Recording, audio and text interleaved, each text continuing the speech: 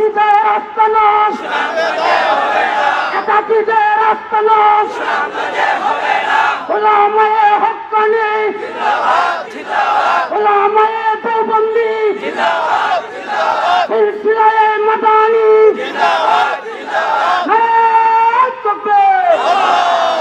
আমরা হুজুরের বিস্তারিত বয়ান শুনছি। আল্লাহ যেন আমাদেরকে সঠিক পথে থেকে তবলিগের কাজ করার তৌফিক দেন সবাইকে, আমিন। উলামায়ে কেরামের সাথে তাইকা তবলিগের কাজ হবেন। কে আছেন? হাত তুলেন, হাত তুলেন, হাত লামাই।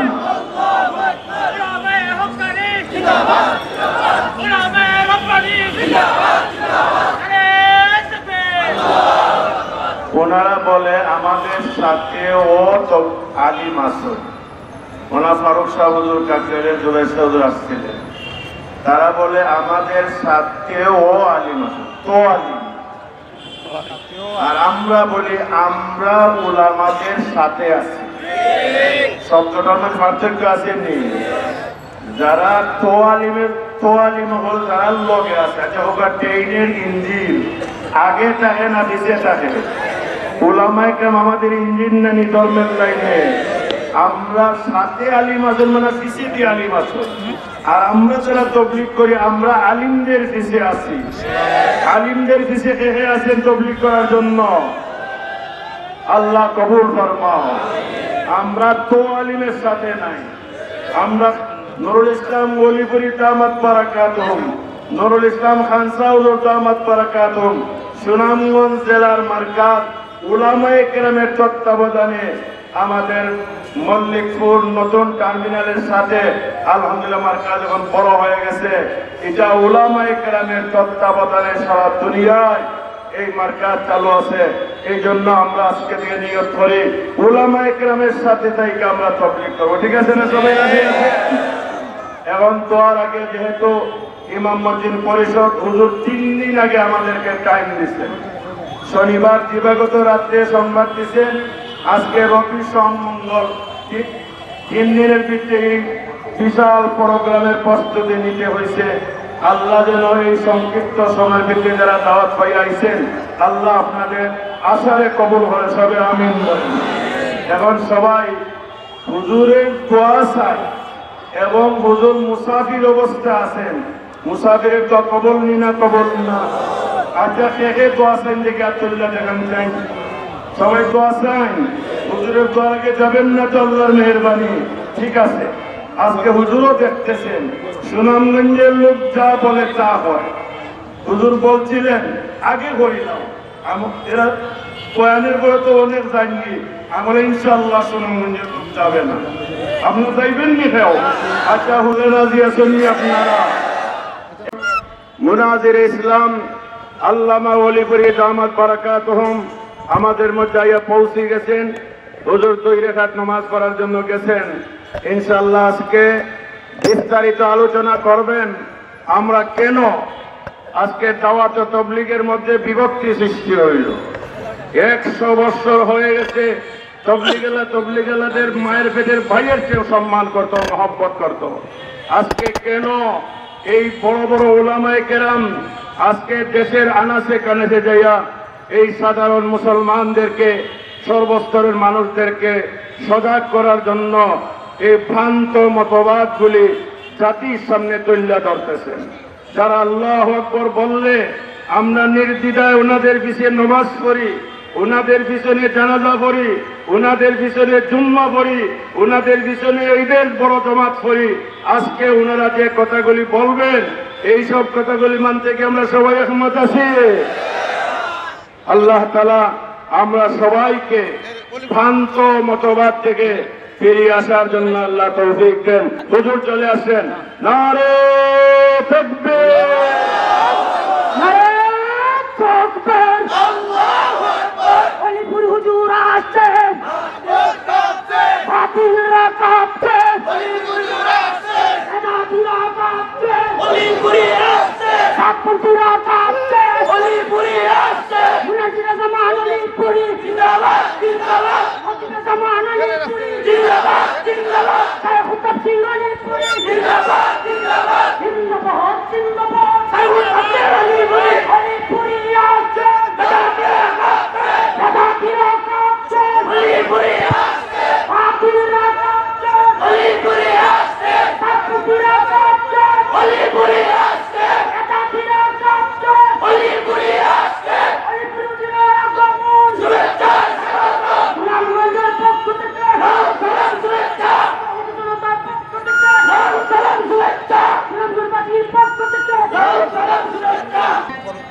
বাংলাদেশের প্রখ্যাত মুফাসসির কোরআন খতিবে জামান মুনাজির ইসলাম বাতিলের আতঙ্ক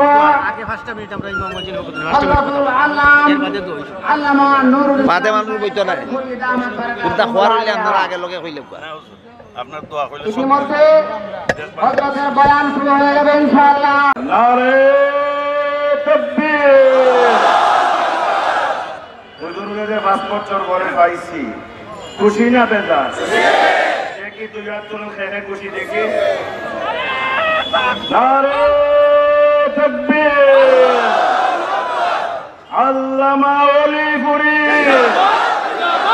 আল্লামা ওলিপুরি, উলামায়ে দেওবন্দ, উলামায়ে আহলে সুন্নাত ওয়াল জামাত। নারে তাকবীর। এই মুহূর্তে মুনাজির ইসলাম আহলে সুন্নাত ওয়াল জামাতের তরজমান, আন্তর্জাতিক খ্যাতি সম্পন্ন মুফাসসিরে কোরআন আল্লামা ওলিপুরি দামাত বারাকাতুহুম মহামূল্যবান বক্তব্য রাখবেন। বিশেষ করে একটা নির্দলীয় সুন্দর একটা মেহনত পৃথিবীতে চলতেছিল দাওয়াত ও তাবলীগের নামে। কেন আজকে আমরা বিভক্ত হইলাম? কাদের কারণে?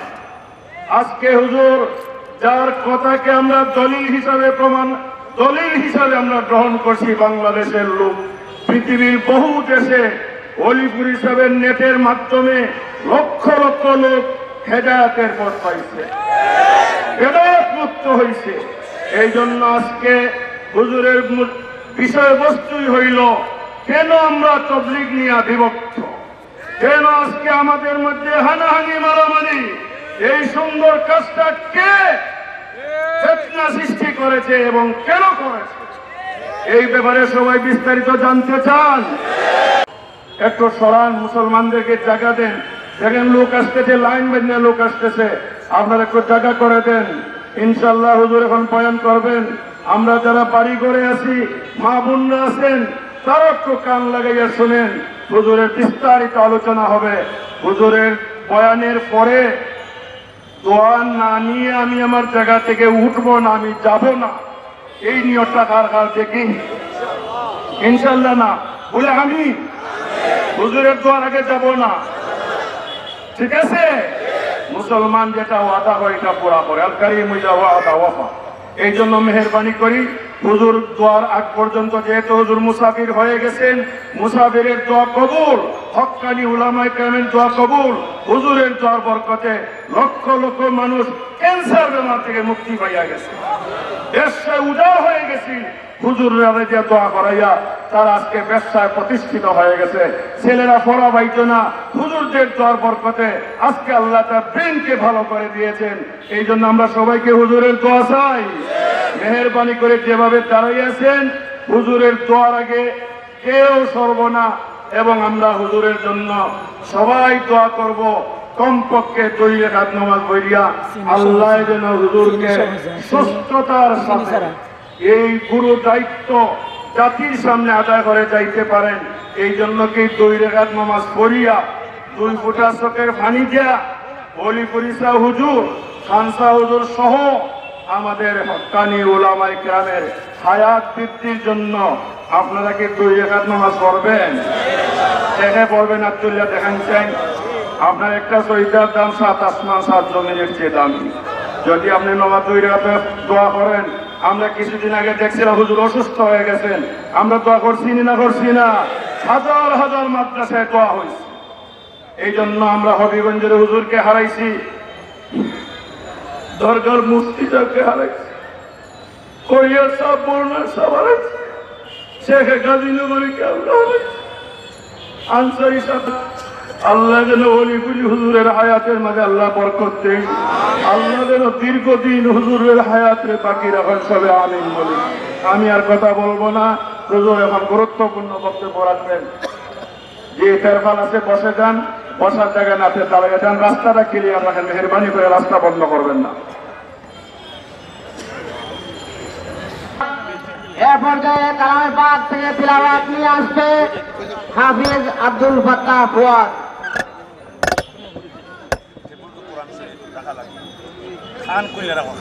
السلام عليكم ورحمة الله وبركاته.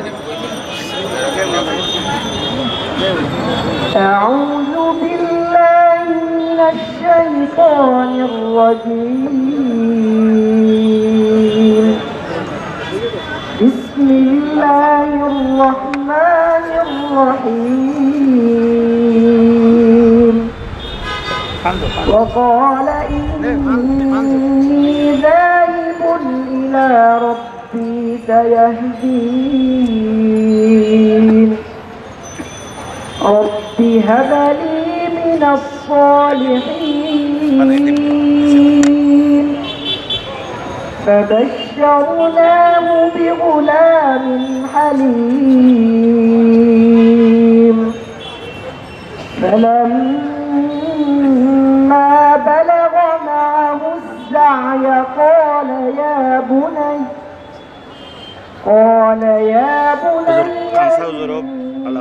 একটা উদ্দেশ্য শুধু সাতবন্দীদের আকীদাগুলি খুললা কইবা আর কোনো বিষয় না আজকে আমার আর ফাঁকে একটু বান্দারি টান্দারি দুই এক শব্দ আইলে আর হিজবুত তাওহীদ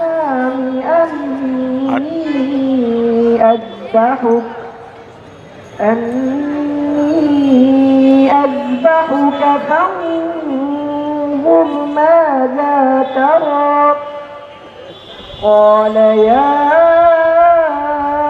أبت افعل ما تؤمر ستجدني إن شاء الله من الصابرين.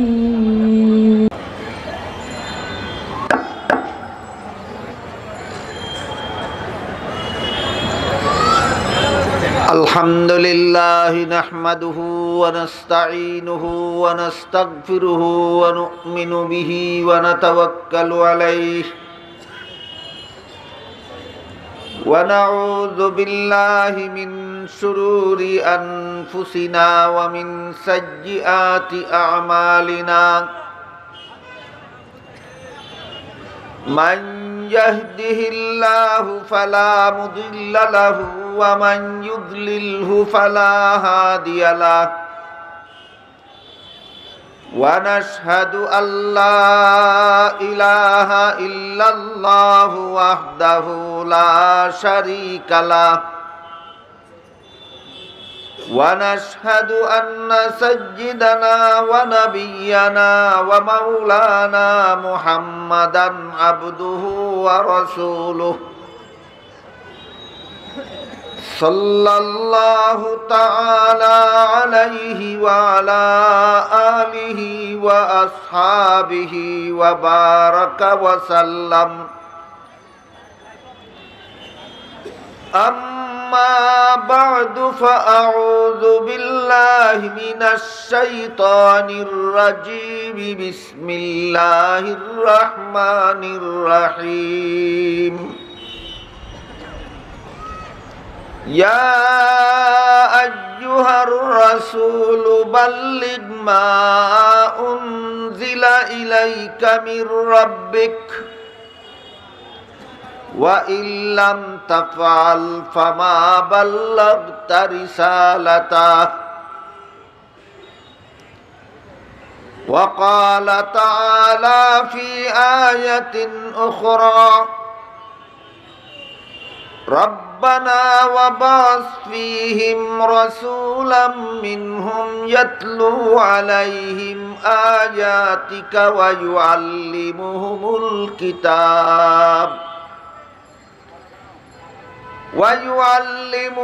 الكتاب والحكمة ويزكيهم إنك أنت العزيز الحكيم. وقال رسول الله صلى الله عليه وسلم فليبلغ الشاهد الغائب. وقال عليه الصلاة والسلام إن في الجسد مضغة إذا صلحت صلح الجسد كله وإذا فسدت فسد الجسد كله ألا وهي القلب أو كما قال عليه الصلاة والسلام শ্রদ্ধেয় সভাপতি হযরত উলামায়ে কেরাম, সম্মানিত সুধী সমাজ,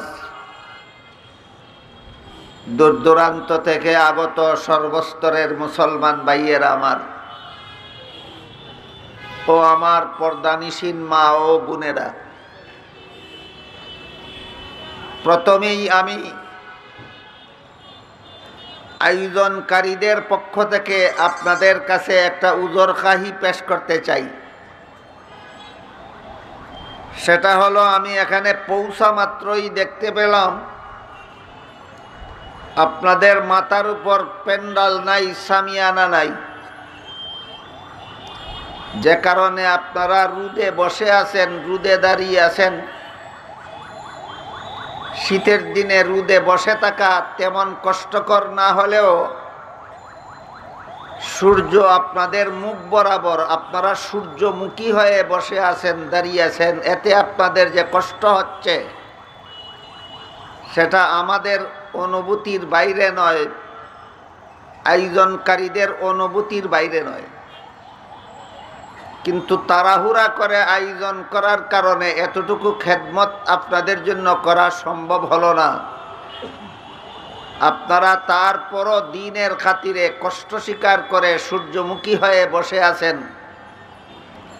এইটাকে আল্লাহ আপনাদের জন্য দ্বীনের জেহাদ হিসাবে কবুল করুন।